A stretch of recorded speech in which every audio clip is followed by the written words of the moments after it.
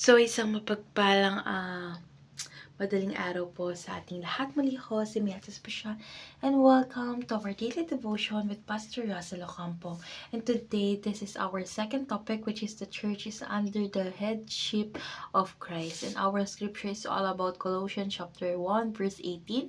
And He is the head of the body, the church. He is the beginning and the firstborn from among dead, so that in everything He might have the supremacy.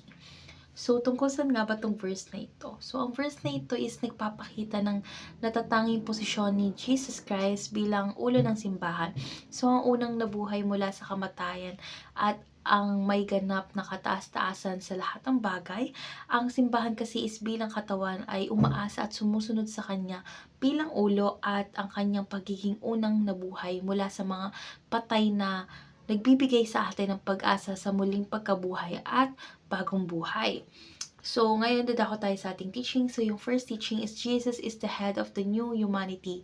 So, alam naman natin na si Jesus ang nangunguna at naggagabay sa simbahan bilang bagong katauhan na tinawag para sa kanyang kawalhatian. Siya din ang ating tagapamahala at gabay sa lahat ng ating ginagawa. So, second is Jesus is the beginning and the firstborn. So, sa kanyang pagkabuhay mula sa kamatayan is ipinakita ni Jesus na siya ang una sa lahat ng nilikha at nagbibigay ng bagong buhay sa lahat ng nananampalataya. So, ang muling pagkabuhay niya ang nagbibigay ng pag-asa sa ating kaligtasan. So, last teaching is Jesus has supremacy over all things. So, alam naman natin na walang ibang makakalamang kay Jesus dahil siya ang may control at kapangyarihan sa lahat, kaya't nararapat lamang na siya ang sundin at itaas sa ating buhay. So, ngayon dadako na tayo sa ating application. So, yung first application is live under the head of Christ. So, dapat nating tanggapin si Jesus Christ bilang tagapamahala ng lahat ng aspeto ng ating buhay. Mapa-personal man yan, pamilya, o ministries natin. Dapat nating sundin ang kanyang mautos at plano. So, second is live the resurrected life. So, dapat natin ipakita yung bagong buhay na taglay natin kay Kristo. So, dapat tayo mamuhay ng may kabanalan, kapayapaan, at pag-asa sa muling pagkabuhay ni Jesus Christ.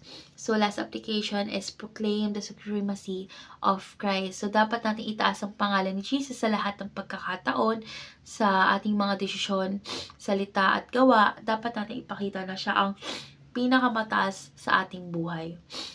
So, ngayon dadako na tayo sa ating discussion. So, yung first discussion is how does living under the headship of Christ influence your daily decisions? So, yung pamumuhay kasi sa ilalim ng pangunguna ni Kristo or ni Jesus Christ ay nagbibigay sa atin ng tamang direksyon at layunin sa bawat desisyon na ating gagawin. So, tinuturo nito na sa atin na unahin ang kanyang kalooban kaysa sa sarili nating kagustuhan. So, ang ating mga desisyon is nagiging nakatuon sa kanyang kawalhatian.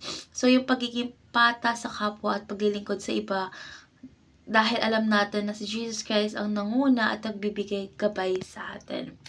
So, let's pray. Panginoong Jesus, Ikaw ang ulo ng simbahan at may ganap na kataas-taasan sa lahat ng bagay. Lord God, salamat sa iyong gabay at sa buhay na nagbinigay mo para sa amin. Lord God, tulungan mo kaming mumuhay sa ilalim ng iyong pamumuno, ipakita ang bagong buhay sa aming mga gawain at itaas ang iyong pangalan sa lahat ng aming ginagawa. Lord God, naway Ikaw ang maghari sa aming puso at desisyon.